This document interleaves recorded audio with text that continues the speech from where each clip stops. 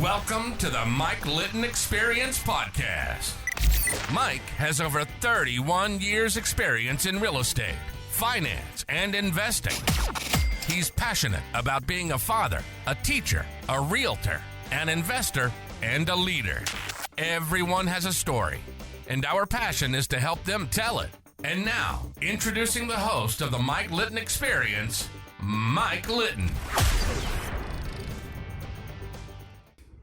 So what can you expect from the Mike Litton Experience? You can expect stories that will inspire, motivate, advice that will sharpen your focus, and expert information on real estate, finance, and market conditions. Doing this, I'm like, how am I supposed to know? I've gone to Hot Dog on a Stick all my life, but how was I supposed to know how to use your register? And exactly. Anyways, so I could really mess up that limit. Hilarious, yeah. And so they were like, okay, well, I think I worked for 25 minutes, and then they're like, okay, great. Now that it's slowed down, let's take you in the back. Thanks so much. We probably won't be hiring you. Here's $25. Have a nice day. And I was like, okay, great. That's okay. So, I had a minute. Yeah, I'm just making up numbers. I don't remember exactly what it was, but. Okay. And then I had an interview at Staples, and I literally went in sandals and a sundress, and I was like, okay, great, here I am. And they're like, okay, great, when can you start? It's Staples. You know? So I was like, okay, I guess this is my option. Yeah. But having that job made me appreciate school, and that was when I was taking anatomy. So that's how that helped me really, really get myself integrated in studies, because going back freshman year I almost got kicked out because I had such a low grade because I just overloaded myself, did not understand school, have a photographic memory, but also alcohol kind of impairs your abilities. A little. Yeah, just a little bit. And so almost failed out my freshman year because my GPA was so low. So fortunately, going into sophomore year, had a job at Staples. Was it the best job? No. Was it the worst job? No. But it wasn't what I wanted to do. So had that job at Staples, so it helped me be obsessed with school, because I was like, great, I need to succeed in something besides partying. And so and Staples kept me afloat just enough that I was able to make it. So went through school and was kind of, what was the original question? I don't even remember. That's okay. But so you graduate with your undergrad in kinesiology. Okay, so where did I go you go to after graduate that? school? Yes, yeah. So after San Diego State, again, I didn't know what I wanted to do. You didn't have a certificate. I didn't have a certificate, right? So we were talking about insane. So to be a personal trainer, you have to go then study some more and get a certification. So I didn't have a job, didn't have a leader on anything, and my roommate at the time was from Tucson, and she is an athletic training major, and so she had a really cool opportunity to go help with the MLS teams out there, because they do training out there, and that was where she was from. Major League Soccer. Okay. Just for people that yeah. Not the, if anybody's listening and you're not sure, is there a real estate term for MLS? Yeah, well, there's a multiple listing service. Right. Yes, that's what I mean. So, but they don't play soccer. Yeah. The multiple listing service doesn't play soccer. Yeah. So soccer training camps out there. And so she's like, all right, cool. You don't have anything figured out. Do you want to come move to Tucson with me? It might just be for the summer, or it might be a place where you find your next job. So we moved to Tucson. We lived in a studio apartment, both the two of us, and then she had a cat and I had a dog, so it was crowded. Yeah, slightly. That was not the most crowded situation I've ever been in, but it was crowded. And so again, I was like, okay, cool, kinesiology, fitness, what can I get into? So I worked at LA Fitness for 2 weeks, and mind you, it's Tucson. It's the middle of the summer. I love the desert, but I don't love being in the desert in business uniform, going out, handing out flyers to people outside of Target. That was literally my job at when it's 125 degrees. Yeah, because I was in the sales department because I didn't have my certificate, and they had me go out, get out of the office and go hand out tickets and flyers to people out. Free memberships. Yeah. So I quit that job. I was like, I'm sorry, no, absolutely not. So then I found a job at Planet Fitness, and I was there for the remainder of the time I was there in Tucson. Meanwhile, I'm still applying to jobs I think all over the country, like some in San Diego, obviously, some in Tucson, and at this point, I'm like, I'll go anywhere. I don't really care. So I ended up getting a fitness job at Welk Resort here in Escondido. Okay. They have like a beautiful fitness facility for the timeshare resort, and I was a fitness attendant. They didn't really care about any of my qualifications. They cared that I had like customer service experience, and I got hired on the fact that I was hot. So and I don't really care if they hear that, because that's just so you know, that was your company, and that's how you guys hired me. So, okay. That does happen in corporate America. So yeah, especially for the fitness attendant. So I packed everything up, moved back home to San Diego, and that's where I've been living. Or like, so now I'm now in North County. Right. So lived in North County with like my dad, and I found a place which was nice. And so I worked at Welk Resort for a couple years. And then while I was at Welk, I decided to go back to school, because again, I loved being a student. That was kind of part of my identity, was being a student. And so I was like, all right, well, it's been 6 months. Like, I feel like I should be doing something more, because you get into this mindset of like, I have a degree. I know I'm meant for something more. I should do something more. So what's the next step? And so I decided to get my master's degree. I went through an online school called AT Still University. It's specifically like a kinesiology, health and wellness school. Okay. So I did that. That one I mean, I don't like to use the word regret, but like that one I regret. Like I don't need that. Like I should have learned my lesson from the undergrad of, at the end of the day, like the fitness world doesn't give a rip about you unless you've got a certification. And so I didn't really exactly have a plan of what I wanted to do with a master's degree. I thought I kind of had like these notions of like, oh, I'll be like a fitness manager. Like I always wanted to be someone who like could use my knowledge, do a little bit of sales, take care of the team. But I never it's something I could have created, but yeah, I couldn't conceptualize, like now I can't conceptualize what I wanted. But I painted like a picture of like, oh my gosh, yeah, I'm going to get my master's degree, another check off the list. And then I'm going to be like, everyone's going to want to hire me. And like, that's honestly the mindset that a lot of people get after college, is like, I have this exactly what they want on their checklist, and now everyone's going to want to hire me. So again, like master's school did teach me more time management, because I had a full-time job. I did full-time school. I think I had 2 jobs at one point. Yeah, I had the Welk job, and then I had another person, like a fitness job, and I did school. So wow. I did those. That's a lot. Yeah.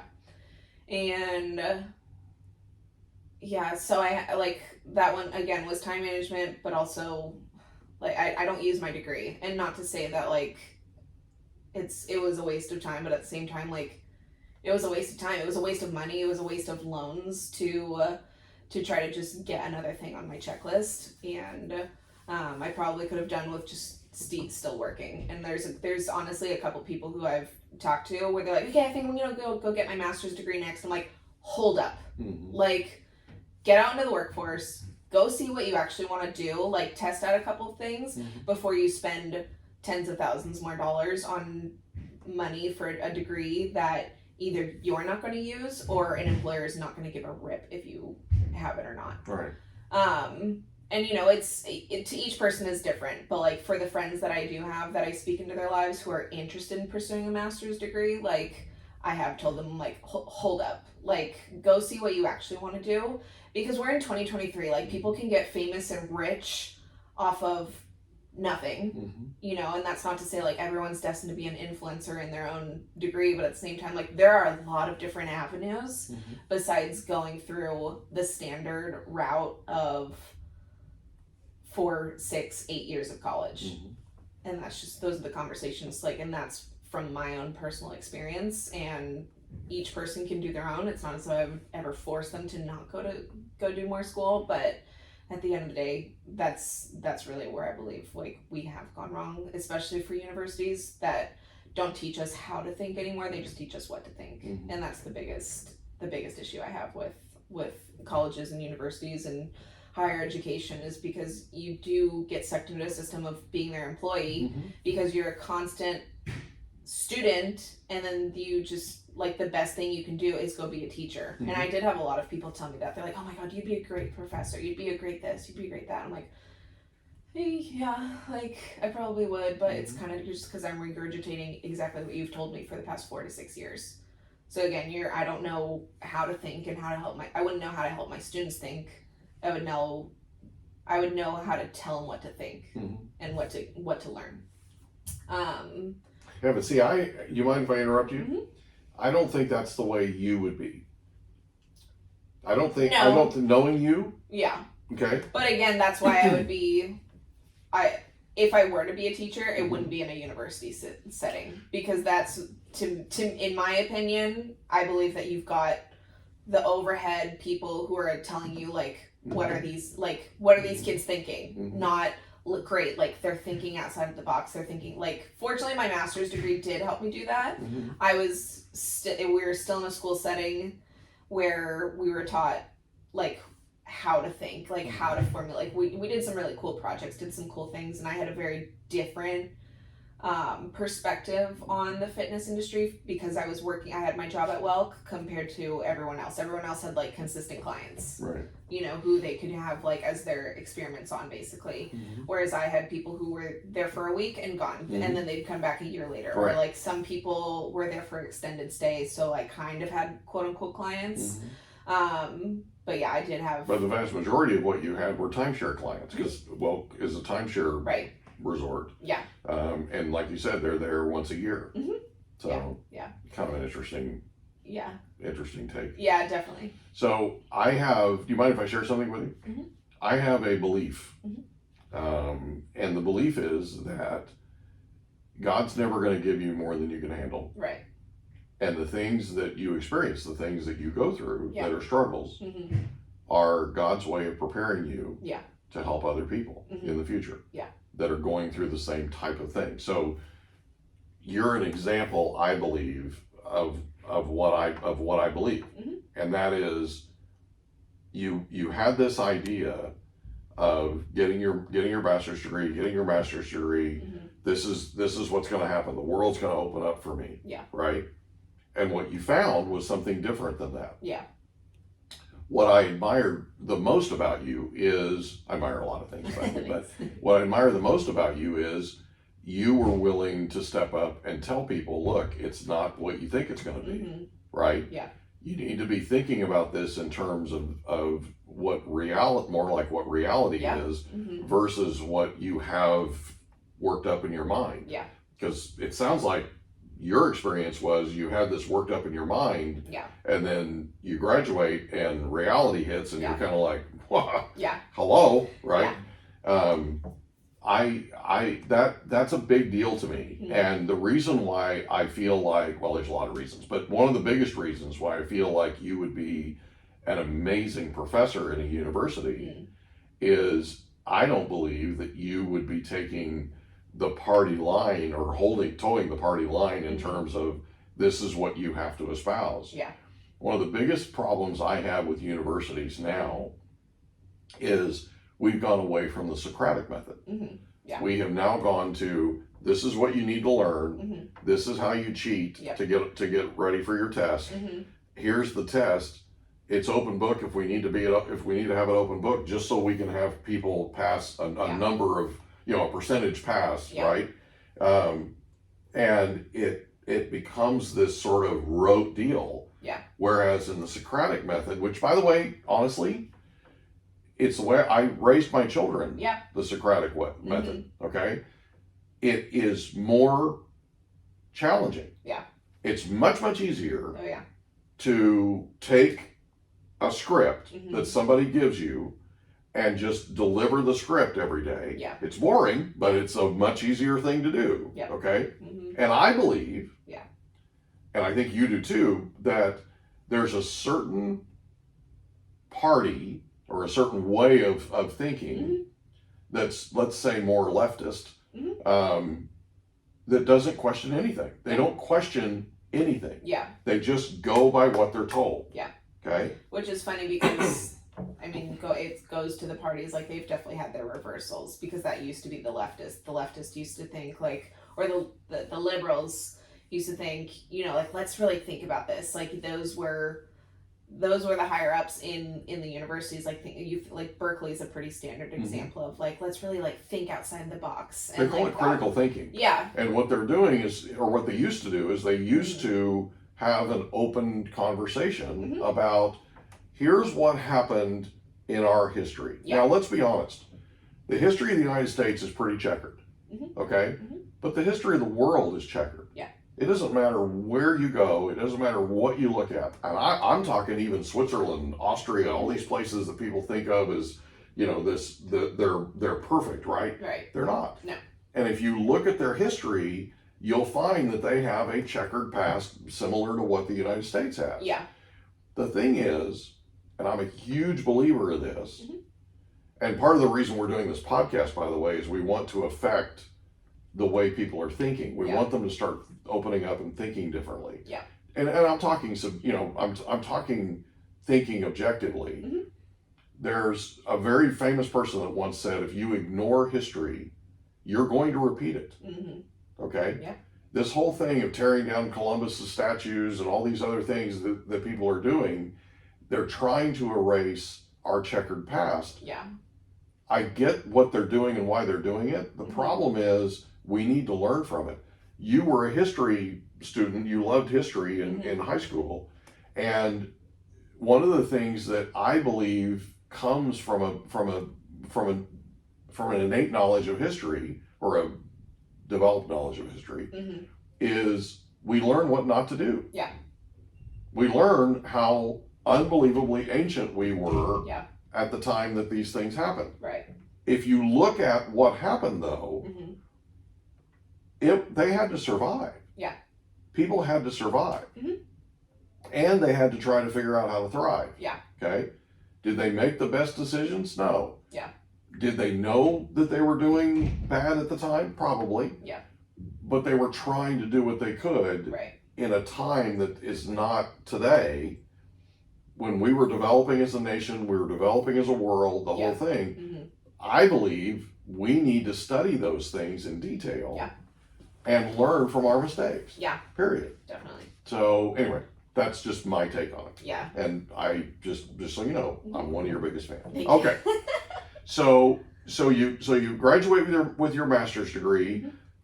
Kind of a disappointment, right? Then what happens? So I actually got fired from Welk a month before I finished my master's degree. I had an inappropriate relationship with a coworker, basically. And he took me into HR. That's not good. Yeah. Okay. So that was a big crash in my world. Probably should have turned my life back to Jesus at that moment and just, like, fully surrendered, but it's just it wasn't what I thought to do. Yeah. And so I had, like, a crying fit and just got back up on my feet and started finding other avenues. I had a part-time job still at that time, and so I was a group fitness trainer for women over 40, which is cool. Kind of funny because I'm not anywhere close to 40, but they loved my energy and they were fun to train. Yeah. So I was a group fitness trainer, and then I kind of just went back to finding extra jobs, finding extra fitness places, because at this point I did get my personal training certificate, and I got my group training certificate. So I was like, great, now I've got the check boxes all these people want. Right. So and the bachelor's and the master's. And the bachelor's and the master's, yeah. And so I started going out and just finding more group fitness jobs, and then I also became a dog walker. There was this app called WAG, and it was like the Uber for dog walking, where it's like, hey, this person needs you to walk Scruffy, like, tap to reserve it, you know. And so I was driving all over Kingdom Come to go walk dogs, which was definitely therapeutic. And I know Maddie can attest this. Like, sometimes you just need to have a season where you hang out with dogs. So I would just, like, have my headphones on, plug into a podcast, and go walk a bunch of dogs all over the county. And so that was really fun. So that was probably part of, like, where my entrepreneurial spirit started. Yeah. So I just had all these different little things, and then I was helping this woman. She has like a healthy meal planning service out of her kitchen. So I'd go over to her house on Sundays, and I would help her with all the meal preps for her clients, and I would do random meal prep helpings for the random personal trainer clients that I would have. And so I was just like, at any one time during that period, I had about 5 jobs, and it wasn't 5 full-time jobs, it wasn't 5 part-time jobs, it was 5 gigs, but I still had 5 different like streams of income. Not the most ideal way, but yeah, I had 5 different things that I was doing. So I was like, all right, great, like I need to make rent, like I need to pay for gas, need to eat some food. Kind of important. Yeah, and so I was personally training and all these different gigs that I could pick up. And then at the same time, like one of the neighborhoods I was walking a dog over in Oceanside, I saw that EOS Fitness gym was going in, and so I was like, great, like brand new gym, I've got my certificates, like I'm gonna go be a personal trainer at this epic gym. And so I waited, like still worked my other several jobs and like waited for them to be like, okay, cool, we are opening. And so it took a long time, but I did finally get into that gym. It was fun. And again, they loved all my credentials. They loved that I had a master's degree and all my certificates. They would send all the clients to me. One thing I never learned in school was sales, the art of sales. And so they don't teach it. No. And so to be honest, that's why I would probably not recommend, like a bachelor's of science, a master's of science, like is a highly accredited actual degree to end up with. But at the end of the day, like kinesiology should be someone's passion project. Like I would tell anyone, like if you are interested in going to college, go for business. Go for business, go learn the art, the basics of business, and then go take your passion project and turn that into a business.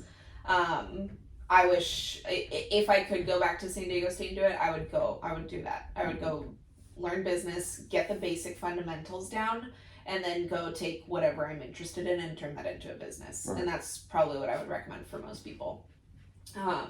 So I never learned the art of sales. I didn't learn how to keep clients. And again, this is when I'm listening to all these podcasts. So to be honest, I didn't have like the correct discernment of what exactly is supposed to work. Like on one hand, you've got a calorie deficit. It's all about a calorie deficit for someone. And then on the other hand, it's you know, eat like a high fat diet and eat this and do this and do like, and train your muscles to do something different every day. And then like over here, it's like, no, you want it standardized so that your muscles grow over time. And I know what is the proper way to do things now, but during that time I was kind of using all my clients as like, all right, let's just start like do experiments, like let's have you do this, let's have you do this. And so I was kind of all over the place. I built good relationships with them during that time, but I also We hope you enjoyed another episode of the Mike Litton Experience. If you did, do us a favor, smash that subscribe button, tell your friends, family, and coworkers about our program, and wherever you get your podcasts, please leave us a rating. It helps us to connect with quality people just like you. And that's a wrap. Another episode of the Mike Litton Experience in the books. Reach out to Mike on Instagram at Litton Realty. Want to meet with Mike? Check out calendly.com/Rio760.